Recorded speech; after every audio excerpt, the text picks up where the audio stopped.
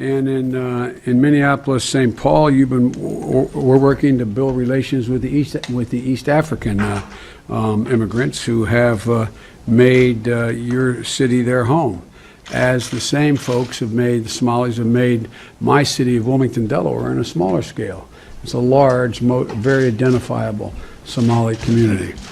I might add, if you ever come to the train station with me, you'll notice that I have great relationships with them, because there's an awful lot of driving cabs and are friends of mine, for real. I'm not being solicitous. I'm being serious. He's being serious. He's not being solicitous, for real. Unfortunately, Joe Biden is for real. Welcome to Give Me Five. Now, I don't really have a problem with what he said yesterday at the anti-terrorism summit, where they're going to find out how to give people businesses, all the terrorist businesses and jobs.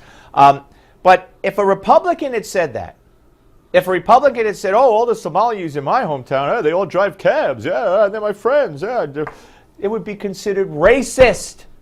And this isn't in a vacuum for Joe Biden, who the media, there he goes again. There's nothing Joe Biden could say or do that he doesn't get a laugh and a chuckle out of the media. If he were a Republican, his political career would have been buried, and you wouldn't have heard the name for the last 20 years possibly, okay? But he's Joe Biden. What a fun guy. So that's something that I believe would be considered racist by the media if it were a Republican. And of course, we have that in conjunction with when he was running for president in 2008, his remark about 7-Elevens and Dunkin' Donuts. Watch. Manish, how are you, man? Well, good to see you. As you know, I got a lot of support from you, Cindy. That's where, and more to come, I think. Yeah, so, no, I've had a great relationship. Right. In Delaware, the largest growth in population is Indian Americans moving from India. You cannot go to a 7-Eleven or a Dunkin' Donuts unless you have a slight Indian accent. I'm not joking.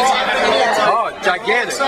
Yeah, gigantic. Oh, you can't go to a 7-Eleven or a Dunkin' Donuts unless you have a slight Indian accent. He got away with that one too, of course. And then just not too long after that, the Washington Post editorial board asked Joe Biden about education. Why, Joe Biden, they said, is education so much better, the quality of education so much better in Iowa than it is in Washington, D.C.? And you know what Joe Biden said? It's so funny. He said, well, how many minorities do you have in Iowa? Like 1%? Look what you have in Washington, D.C. Oh, so it's the blacks that make the quality of education worse. I see. Thank you, Joe. He's so funny, that Joe Biden, isn't he? And then, this is what he said right after that about Barack Obama. I mean, you got the first sort of mainstream African American who is articulate and bright and clean and a nice looking guy. I mean, that's a storybook, man. You got, in Obama, you got the first clean, bright African American running for president. So Al Sharpton, Shirley Chisholm, Jesse Jackson, right on down the line. What were they, dirty African Americans? Inarticulate, dirty African Americans? That show. I tell you, isn't he a riot?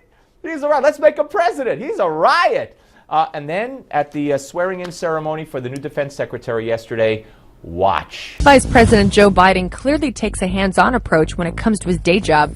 Tuesday, at Defense Secretary Ash Carter's swearing-in ceremony, Biden got all touchy-feely with Carter's wife, Stephanie. From the pictures, it looks like he's whispering sweet nothings into her right ear. He's also getting a good whiff of her shampoo.